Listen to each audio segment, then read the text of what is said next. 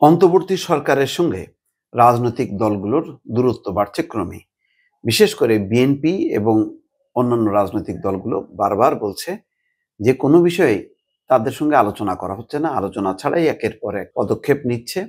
যেগুলো তাদের নেয়ার কথা না সেগুলি করছে এবং এটা করতে যেয়ে নানা রকম পরিস্থিতি তৈরি হচ্ছে। অন্তর্বর্তী সরকার তার মূল যে লক্ষ্য একটি সুষ্ঠু অবাধ নিরপেক্ষ নির্বাচন করা, সেই জায়গা থেকে তারা সরে এসছে। আজকে আহ, সেই কথারই প্রতিফলন ঘটালো বিএনপি, যে রাজনৈতিক দলগুলোর সঙ্গে আলোচনা ছাড়াই বাজেট দিয়েছে সরকার। এই বাজেট বলা হচ্ছে গতানুগতিক, এই বাজেটে ব্যতিক্রমী কিছু নেই।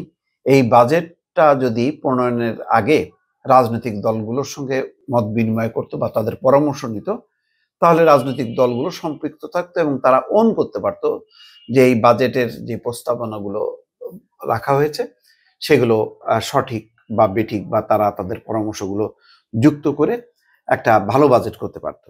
তো সেই ক্ষোভ বা অনুযোগটা বিএনপি প্রকাশ করলো আজকে আনুষ্ঠানিকভাবে। বলা হচ্ছে যে রাজনৈতিক দলগুলোর সঙ্গে আলোচনা ছাড়াই অন্তর্বর্তী সরকার আগামী 2025-26 অর্থ বছরের প্রস্তাবিত বাজেট দিয়েছে বলে অভিযোগ করেছে বিএনপি। একই সঙ্গে গতানুগতিক বাজেট প্রক্রিয়া সংস্কার করারও দাবি জানিয়েছে দলটি। বুধবার বিএনপির চেয়ারপারসনের রাজনৈতিক কার্যালয়ে এক সংবাদ সম্মেলনে দলের পক্ষ থেকে স্থায়ী কমিটির সদস্য আমির খসরু মাহমুদ চৌধুরী এই কথা বলেন।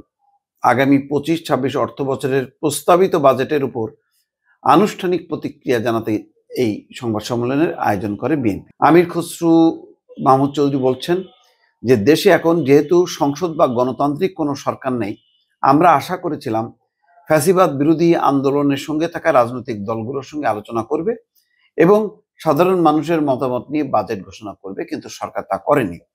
বাজেট ঘোষণাটা পুরোপুরি গতানুগতিক বলে তিনি মন্তব্য করেন। খসরু বলেন, শিক্ষাক্ষেত্রে কর আরোপের কোনো যুক্তি নেই। আগামী দিনে বিএনপি ক্ষমতা এলে শিক্ষার কর মকুব করা হবে।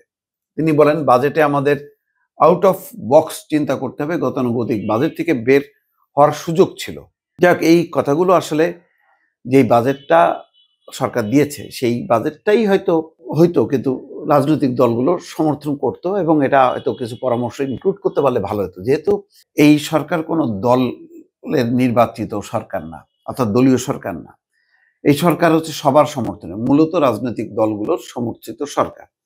তো সেখানে আলোচনা করতে পারতো যে আমরা বাজেটের এই প্রস্তাবনা করছি, আপনাদের কোনো মতামত আছে কিনা বা কিভাবে করা যেতে পারে, মানে সবাইকে যুক্ত করা।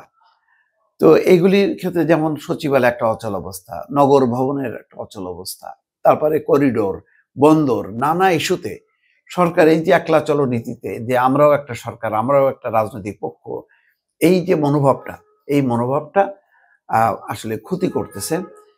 মানে অনৈক্যটা এবং বিভাজনটা তৈরি হচ্ছে দিনকে দিন, সময় যত গড়াচ্ছে। দর্শক ভালো থাকবেন, আল্লাহ হাফেজ।